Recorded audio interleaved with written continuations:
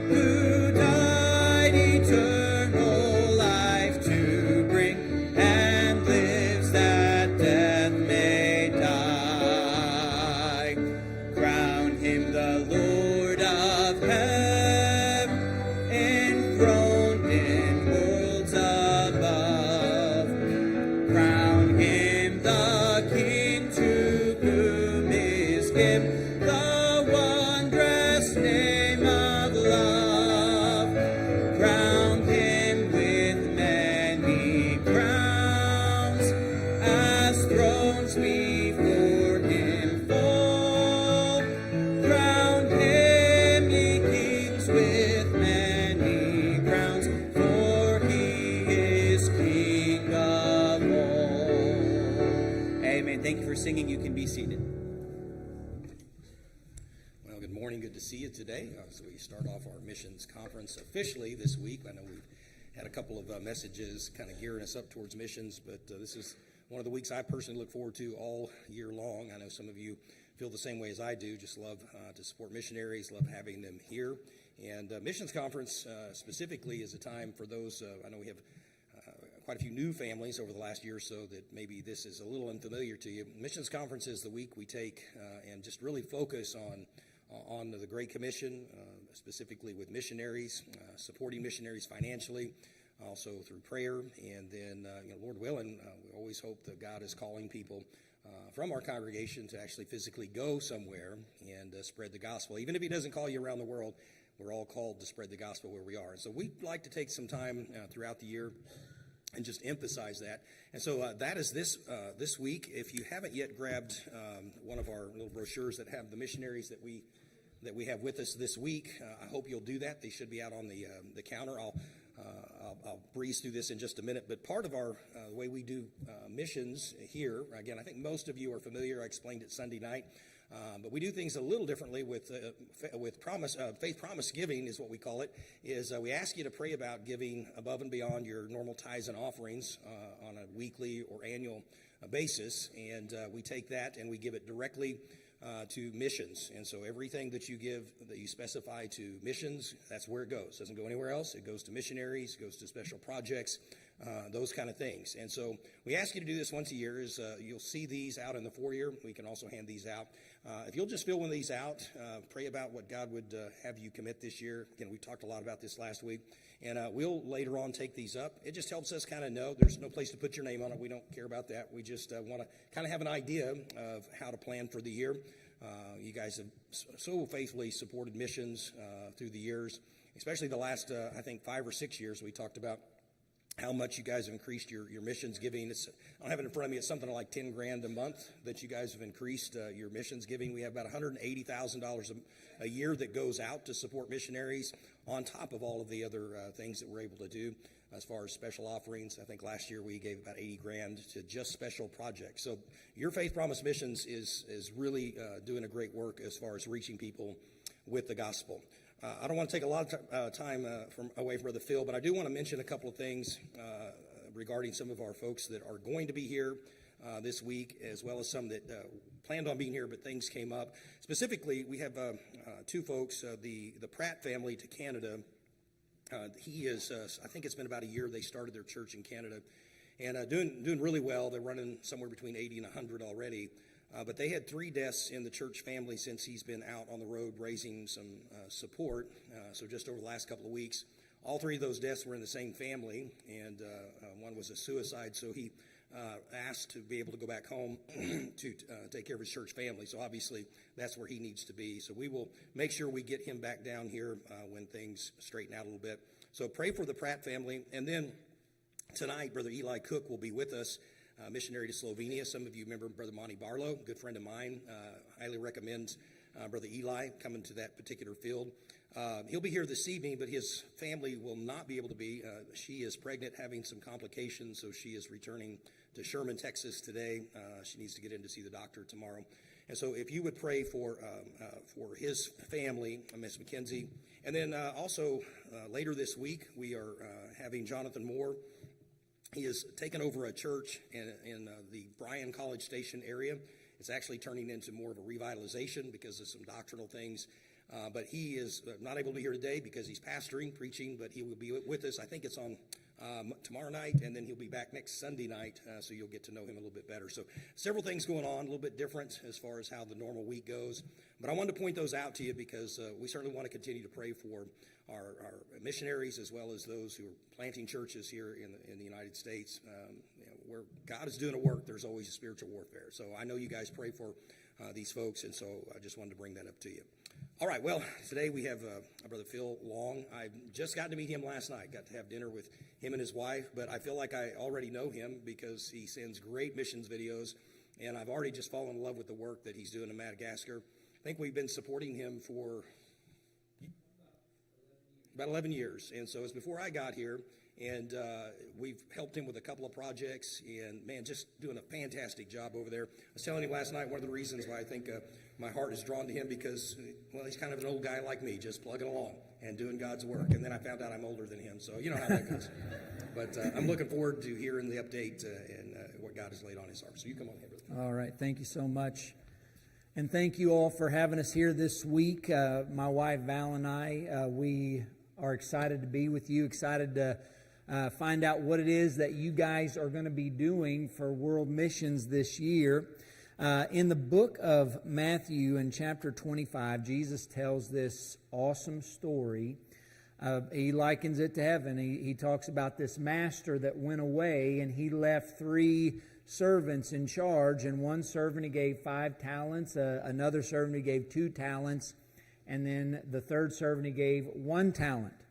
The guy with 1 talent, he did not invest his talents at all. He just went out and buried it. But the other 2 guys, they went out, invested their master's talents, and received more talents back. And so I want to share with you today, I'm here to share with you, Victory has been investing their talents globally for years and years. And I want to share with you today what's happened with your talents specifically in Madagascar. The first thing I want to do is introduce our ministry team. These are our daughters. God brought them into our lives when we first got to Madagascar. One of the ways that we're allowed to stay in Madagascar, the way we obtain a visa is we teach English. Now, we can be there as missionaries. This isn't a creative access country, but they want us to be doing something to be helping their people practically. And so we teach English, and 3 of these young ladies, their mother came and what she said was, she speaks French. Madagascar is a French and Malagasy country. They speak Malagasy and French. But in French, she said to my wife, "Would you teach my sons English?" She used the word fils instead of fille. And Vala said, "Yeah, of course." And so we were expecting, they had to do a test before they got into the class, and we were expecting 3 young boys to show up. And it was these 3 beautiful girls that showed up to take this test. And it's kind of funny because before that, I'd been praying that God would send me a young man to help me in the ministry. And instead, God sent me 4 young ladies. And 3 of these young ladies, they came first. And how we started doing ministry together is they came to all of our classes. They had already been speaking English for quite a long time. And our classes was really just more practice for the 2 older ones.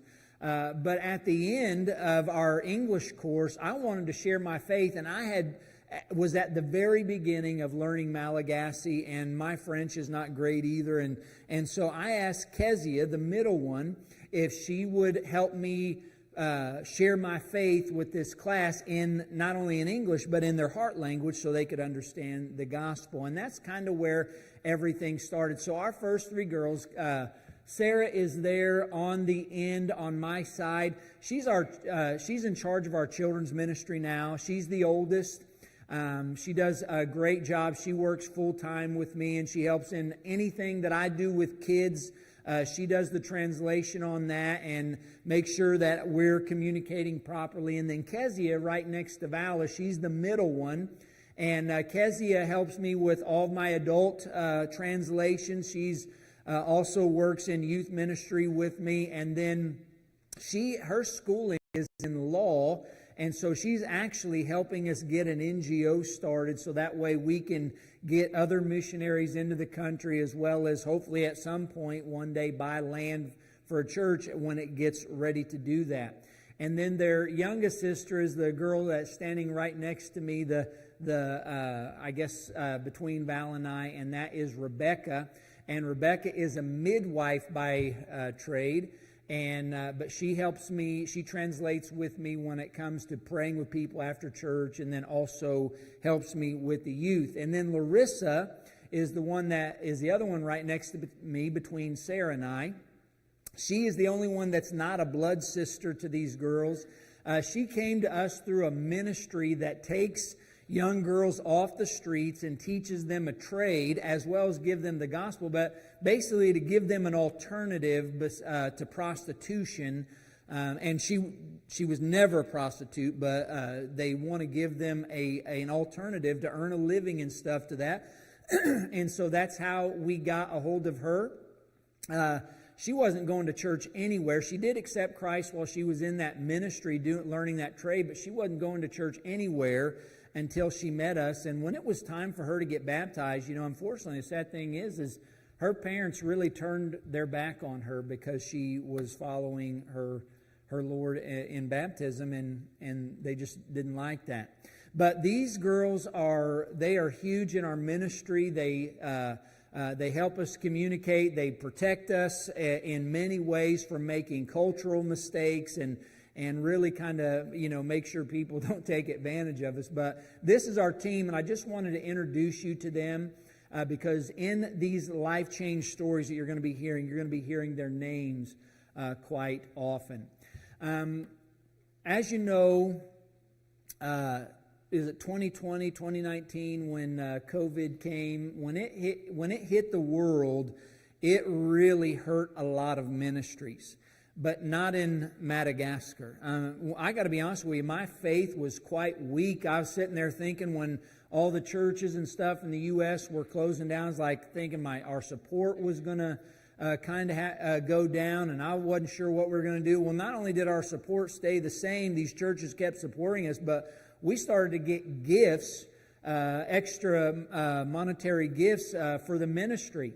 And about that time, my friend of mine, he is with BIMI, he was going to start a church in this area where it was going to be both of our first church plants. And I just thought, well, why don't we come and help you get started and start this church? And so somebody had sent me this big gift, and we were going to go into this area. It was going to be great, but then the whole island shut down because we got our first case of COVID. They weren't allowing anybody to go to work. And really that wasn't practical because people live day to day. The average person lives on like $1.75 a day, and so for them not to go to work, it was very impractical. But one of the things that I decided to do, I said, "Hey Dan, let's take this gift. I got this gift. Let's go buy some food and stuff and do a food distribution over in this area where we're going to start the church."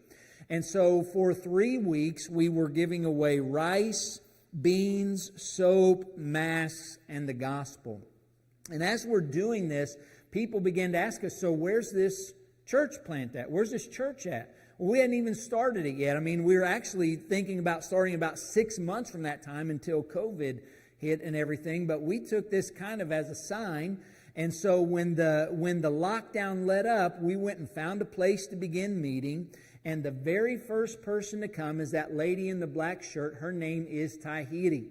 Tahiti was, I think, our first week we didn't have anybody but the family show up, but then Tahiti came the second week, and she began to come every Sunday. She accepted the Lord, and the funny thing is Tahiti has this husband, and he was irritated that she was coming to our church. His family was affiliated with the church, and he would tell her, you need to go to church where our family goes to church if that's what you want to do. But, he didn't go to church himself. Quite frankly, he was a drunk. He beat her quite often. But she just remained faithful, and my partner's wife began to disciple her. Well, over the process of time, Tahiti became pregnant. And as the baby was developing and going through her time there, our friend's wife, she was, like I said, discipling her. Well, one day, Val and I were at lunch with Sarah, who was discipling another young lady in our church. And Vala got a call from Rachel, and she said, "Vala, Tahiti's in labor. The baby is too big. Can you call your friend Tanya?" We have a German missionary lady friend that runs a birthing hospital. And she doesn't normally like to take people unless she's seen them the whole way through the pregnancy. But because Vala partners out there and teaches her people English, she said, "Yeah, go ahead and bring Tahiti in." So Vala called Rachel and said it was okay to bring Tahiti. But when that Malagasy doctor heard that, he got super irritated. He said, "No, we can birth this baby here. She doesn't need to have a C-section. She doesn't need to go over there." Well, her husband, Nanjinan, he's like, "Well, if the Malagasy doctor says, then we're going to stay here." So that's what they did. And that doctor's method of birthing that baby was he and the midwife got on top of Tahiti and they pushed on her, forcing that baby out of the birth canal. And when they did that, it crushed his little head. And so for the first 9 hours of his life, he stood stiff-armed, stiff-legged, screaming at the top of his lungs because he was in so much pain.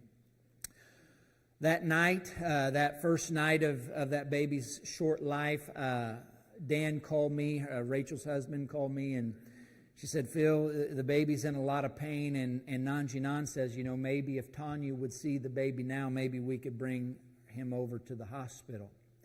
And so Vala called Tanya. She said, yeah, go ahead and bring the baby over. But all they were able to do was make him more comfortable.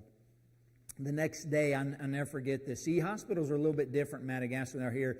They don't have food services and stuff, and so your family and friends are the ones responsible to bring food and stuff up for the family. So that next day, Kezia, Sarah, and I went up, and we were taking them a little bit of food, and we're going to pray with them. And I'll never forget Nanjinan walks. He's kind of an arrogant guy. He walks up and he goes, hey, can you talk to these nurses and find out when we can take this baby home? I got to work. And I looked at Kezia. Kezia is so polite, and she sometimes, I'm not.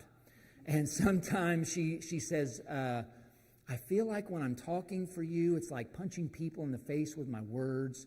And so I have to warn her. I said, Kezia, we got to tell a hard truth right now. And I said, I need you to repeat everything I'm about to say. And I said, Nanjinan, if you take this baby home now, he will have big pain until he dies. Unless God intervenes, you will not be taking this baby home. And at that point, Nanjinan finally understood the gravity of the situation. And we prayed together. He gave me a big hug. The next day was Sunday, and Val and I were going to take breakfast up to Tahiti and Nanjinan. And halfway to the hospital, Dan called us, and we found out the baby had died. I'll never forget walking into that hospital and hearing Tahiti screaming at the top of her lungs, Aizani Zanaku, Aizani Zanaku, where's my baby? Where's my baby? Well, Val and I, we crawled into that bed with her, and we prayed with her, and I told Nanjinan, I said, listen, we've got church today. I've got to get Val and the girls over to church, but I'm going to drop them off. I'll have Sarah teach the kids. I'm going to come back and I'll get you Tahiti and the baby, and I'll take you home so you can bury the baby. And so we got them home, and they did bury the baby. But that was kind of the turning point for Nanjinan. And matter of fact, his whole family, who at one time were against us, against her going to the Baptist church, they began to call us Fianakavina, which means family. And I will say, I used to tell people, you have to keep praying for Nanjinan because he still has not accepted Christ. But I think it was about 8 or 9 months ago, Nanjinan finally accepted Christ. He's been baptized. He's still a knucklehead sometimes and needs a lot of prayer, but he's just come a long way from when we first met this family. By the way, Nanjinan and Tahiti were able to get pregnant again, and that baby also needed a C-section, but Tanya was able to see Tahiti all the way through that pregnancy, and they had a beautiful baby boy, and he's growing up with his other brother right now. But I tell you this story because this family's life was changed because of your investment in missions. This is Fitain. Fitain came into our life. Fitain comes from a very hard home. Maybe the best way to describe his house is like a chicken coop. There are chickens everywhere, but it's just a small hand-built shack. And his dad was an alcoholic, and his mom has some serious issues, beat this kid on a regular basis. But this kid is so smart. And the head teacher where we are meeting for our church at the school where we're meeting for our church found out about Fitain and how smart he was. So she invited him to start coming to her school for free. And so on the weekends, Fitain would kind of return the favor by watching the gate during the weekend. Everything's behind walls and gates in Madagascar because quite honestly, it's an island of thieves. And so Fitain would watch the gate, and so on Sunday mornings, I would stand at the gate to welcome people coming into church, and in between people coming in, I would try to practice my Malagasy on him, and he wanted to learn English real bad, so he was practicing his English on me, and every week I'm telling him, hey, Fitain, you should come into church, it's all in Malagasy, you'll be able to understand everything, but he would never come. Well, one day he says to me at the gate, he says, would you teach me English? And I said, well, Fitain, as a matter of fact, Valid Dan and I teach an English class around the corner at a different school, and you could come to that. He says, well, how much is it? I said, it's free, just come. So he started coming diligently every week, and about that same time, we started having teenagers come into the church, and I just felt like if we didn't do something extra for these teenagers, that was just going to be opportunity wasted. So we started our very first youth group. And so the day before we met for the youth group, I went to our English class and I passed out flyers to all the high school and I guess early college kids and stuff. Just pretty much anybody that would take one. I passed out flyers and invite them to youth the next day. Well, the next day, Fitain comes for the very first time. And, you know, I like to teach, I'm a fundamentalist, and I like to teach the fundamentals of faith, so I teach from Genesis to Jesus.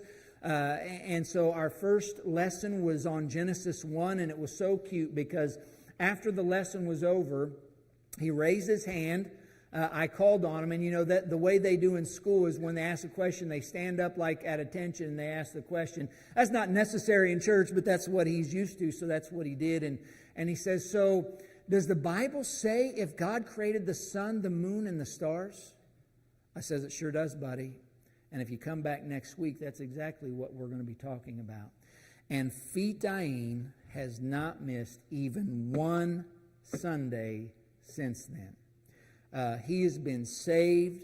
He's been discipled. And this young man is now training for the ministry. He will be our first pastor to come out of this field. By the way, his mom has some, like I said, has some mental issues, so I'm not sure about her salvation. But his dad, who was an alcoholic and used to beat this boy on a regular basis, has accepted Jesus and now is attending church every Sunday. This is life change because of your investment in missions. This is Numena. Numena is a product of our English class, even though Numena has never been to our English class. You see, that day I went to pass out those flyers. Well, his uncle is the head teacher or principal at the school where we're teaching.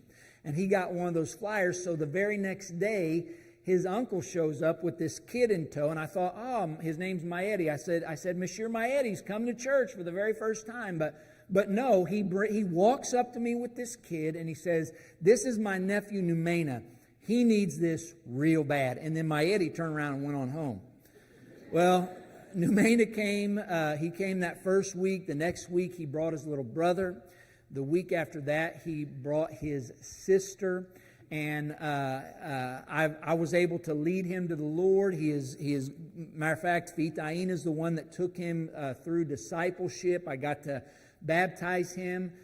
His mom is now coming to church. He is also training for the ministry. By the way, this is our first church plant, but here's what was awesome. Last year we had a team come over, and Malagasy, if you guys ever come over, one of their big things is doing the speeches. That's what they call it, the speeches, and they want to thank our supporters for sending us over there. And he's talking about how his whole family had gotten saved except for his dad. But when he got to his dad, he's like, but I know God will bring my dad to salvation, so we are praying. But his whole family has come, and this family's life has been changed. Why is that? Because of your investment in missions. This is my little Christina. When Christina first came into our life, she had orange hair. We started this kids ministry. I've been working with kids and youth for a long, long time. Even when my main job has been with adults, I've still had my hands in kids and children's ministry and youth ministry. But Christina came, she had orange hair. That's a sign of malnourishment. And one of the weird things about Christina is I noticed she had these two older sisters who were not malnourished. They're beautiful young ladies and healthy looking. And the more I began to investigate this, the more what we found out is Christina's mom kept her that way on purpose because she sent her out to beg. Somebody's a lot more likely to give a hungry-looking kid money than they are a healthy kid. Well, I didn't like that, so I put a stop to it. I found a grandma in our church, and we started giving her some rice and some stuff to fix Christina some food. And that really kind of put pressure on Mom from the community to begin taking better care of Christina. Well, one day, Val and I and Sarah were back in the neighborhood, and we come along little Christina, and Christina didn't have that smile on her face. She was very upset. And I said, "Baby girl, what's the matter?" She says, "I'm just so hungry." So I took her by the hand, and I walked out. We have these little tiny grocery store type things. It's the only way I can explain it. They're called Senas.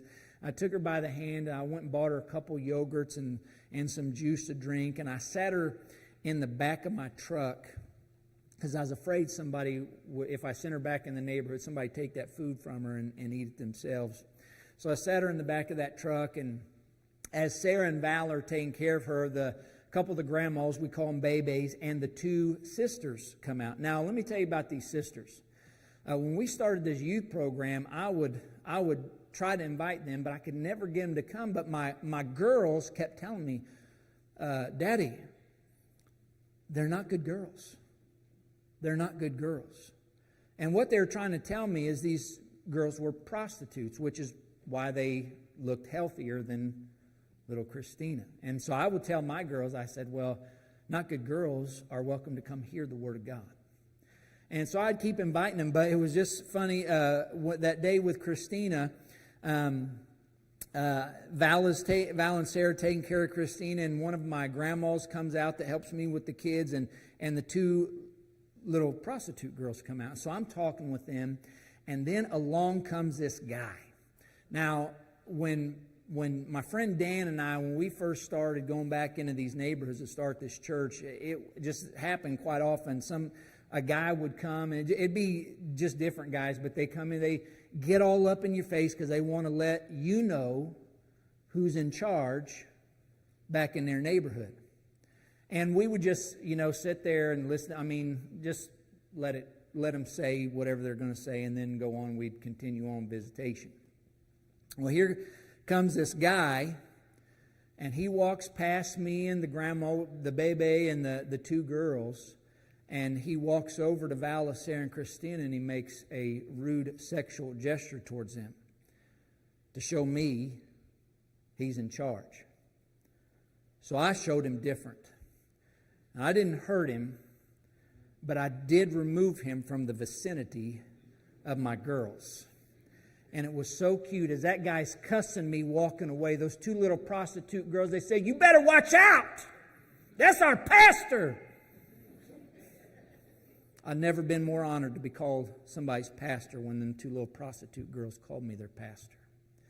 Church, this is life change because of your investment in missions. This is the beginning of our second church plant. Me and my friend Dan, we didn't have a big fight, and so we went and started a church somewhere else. We wanted to teach this church, that first church, how to be a sending church. And so we had that church. We trained up the people that we had reached at that church, Fitain, Numena, and several others, to take our place in the ministry. And then that church sent us over to a different part of the capital city, and we started our second church. And how I got into this area is every day, I'm a runner. I know that seems weird because I'm kind of a big guy, but I'm a runner, and so every day I would run. And it's kind of started this way with these kids. I would run, and it's just very strange to see a large, fat, white guy running down the road in Madagascar. So they would make fun of me, and they're, and so I did what any mature, at the time, 40-year-old pastor would do. I lifted up my shirt, I smacked my belly 3 or 4 times, and I made the woot woot sound. Well, 2 of the boys fell over laughing, and the third boy got up screaming, crying to Mama because he was scared so bad. I'm not sure what that was all about, but after that, I just had all these kids following me. They would chase after me, almost like Rocky, going up the stairs. And my heart was just like, man, I can't wait till I can communicate with these guys enough to where I can share the Word of God with them. So when we started this second church plant, that's where I wanted to start. And I started by telling some stories in between the road and a rice paddy. And one of the first kids that began to come to our church, his name is Radu. Radu sitting there in that pile of kids there. He's a teenager. Started coming to our church. Started coming to English class. And Radu accepted Jesus as his Savior. By the way, Radu lives in a hole. And when I say he lives in a hole, that's not a metaphor. His mom and whoever, family, has dug a hole underneath a store, one of those Senas, and that's where he and his oldest brother live, and his mom lives across the path in another shack house. One day, just here about 2 months ago, he was asleep in his hole, and whoever works the Sena up top was making coffee, boiling water. They spilt it on the floor, and it sunk down and burned him pretty good. I bet those were at least second, if not third degree burns, and Mama Vala doctored him up. But man, the kid doesn't ever complain, but he is just so faithful. He is training. He's going through discipleship, almost finished with discipleship. And he every week shows up to my house, and one of the guys from the first church plant who leads worship over there is training him to play guitar and do different things. If I can just get him to use his voice a little bit, because he's very shy, he could be one of our future worship leaders in the church. But this kid's life has changed because of your investment in missions. This is Noella, and the little girl is little Sarah. We call her little Sarah because my daughter Sarah she's not big Sarah, because apparently you're not supposed to call girls big. She's Zuki Sarah, which means she's the older Sarah. But how I met these girls, again, I'm on a run. And I come to this area that's very congested with people, so I got to be careful what I'm doing. And this cute little girl just jumps out at me, like right in front of me. She goes, and so I slapped her 5, and then I put my hand out, and she slapped me 5. But as she was slapping me 5, she's like, "That's not what this means, white guy."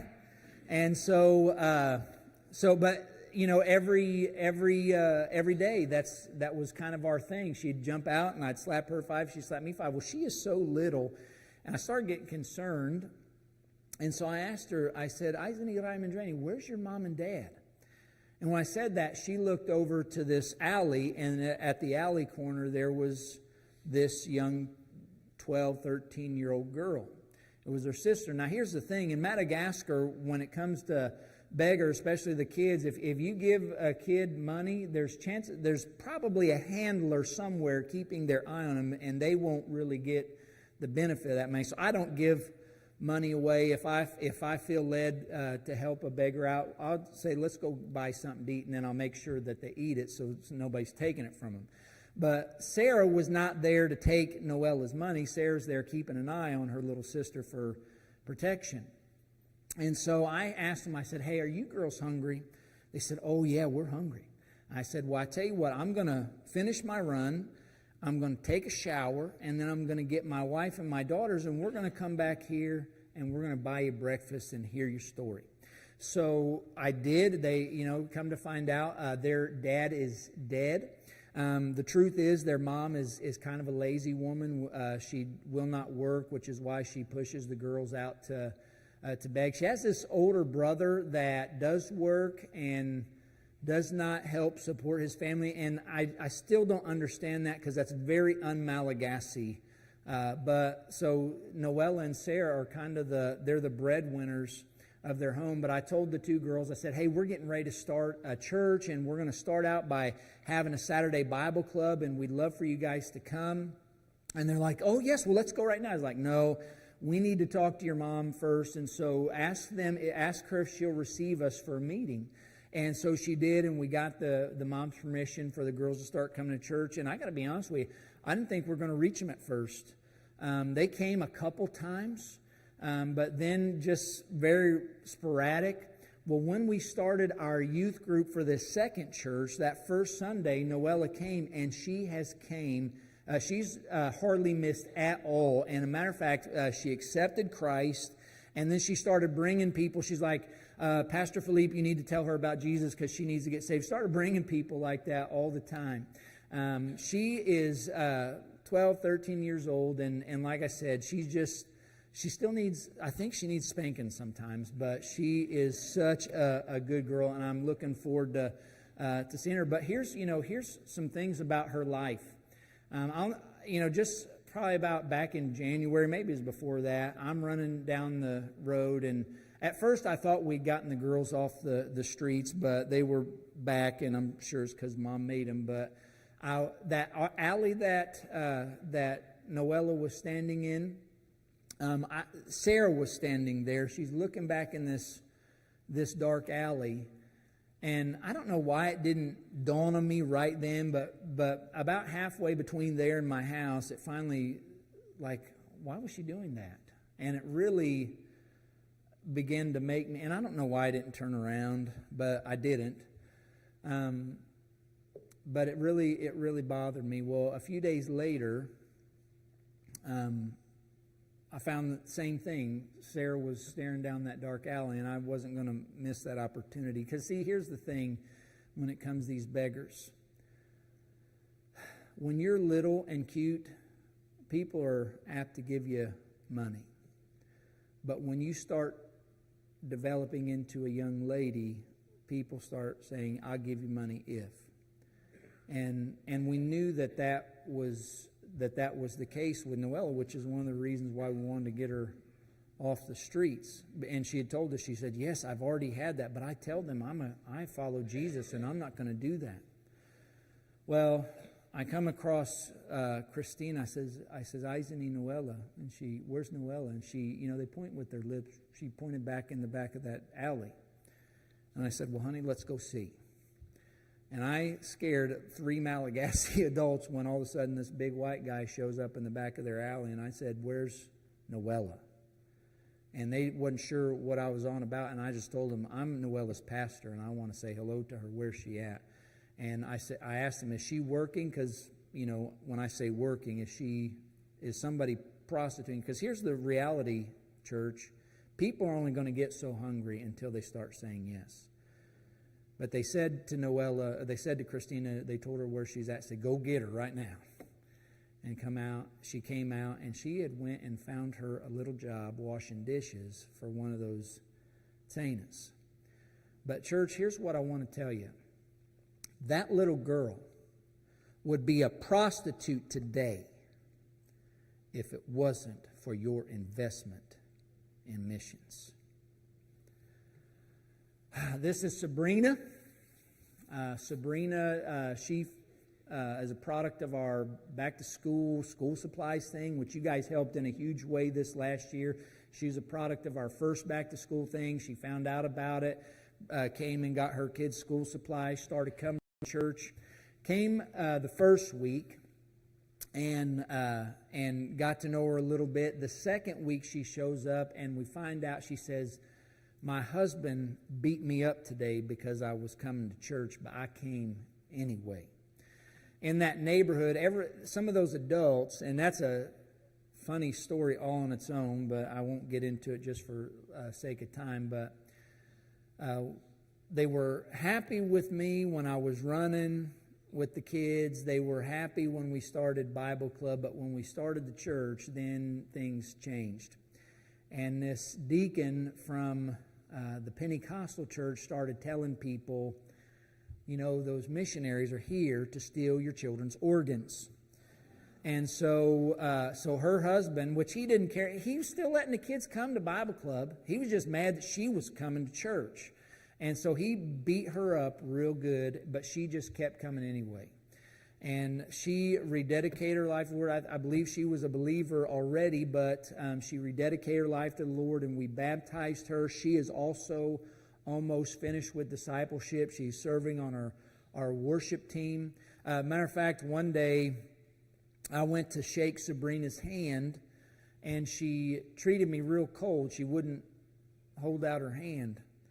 And I thought, I've done something to irritate her. And later on, I said something to the girls, and they told me, said her husband hit her with a metal bar and broke her arm. And so me and her husband had a talk. And I let her husband know that, the reality is police aren't going to do anything. There's another story I may tell during the week of our dealings with the police and another victim, but that's a different story. But I let her know, hey, she's part of our church, and we're going to protect her, and you're not going to put your hands on her anymore. This lady she doesn't have to serve the Lord. She gets to serve the Lord. That's her attitude towards ministry. Life change because of your investment in missions. This is Isaiah. Isaiah is Sabrina's niece. This is an area where we kind of got to Isaiah a little too late. She came to camp last year. I didn't know it at the time, but she's pregnant. She's pregnant here in this picture. We didn't know it. She got saved at camp, and we get back from camp. She came a few weeks, and then all of a sudden, no Isaiah. We finally find out Isaiah's pregnant, and she's pregnant because her mom took her and sold her to a man who is married for money. And so I, made sure that our church knew, and we went and got her, and we said, honey, you have nothing to be ashamed about. And because Malagasy people will make fun of other Malagasy people relentlessly, and I let our church know that is not going to be happening to this little girl. She has a chance to break out of a cycle of sin because she gets to be a part of our church. And I'm hoping that she's going to go through discipleship with us soon. She's not going to be able to go back to school. So once the baby's weaned, there's a program like the one that we got Larissa from that teaches a trade, and we're going to try to get her into that trade school so she can do something else besides what her mom has led her to do. But this girl has a different chance at life because of your investment in missions. And so on behalf of me and our Malagasy people, I just want to say thank you for your diligence. Thank you for your investment in the lives of Malagasy people. And the reality is there's life change stories happening all around the world that would not happen if it wasn't for the investment of Victory Baptist Church. So we want to thank you for following the Lord and doing His work. Pastor, if you would.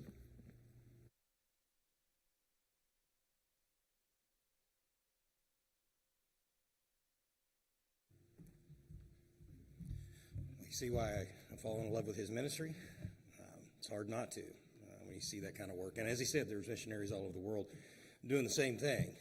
But I think the right man in the right place, a very unique place to minister. So with that, let's stand. We'll have a word of prayer. And I'll say thank you for being a church that gives to missions, because I get to see all this stuff and be involved in it because of your faithfulness to give unto the Lord. So I trust you'll continue to do that in the coming year. But Steve Pipkin, you mind close us in prayer, sir?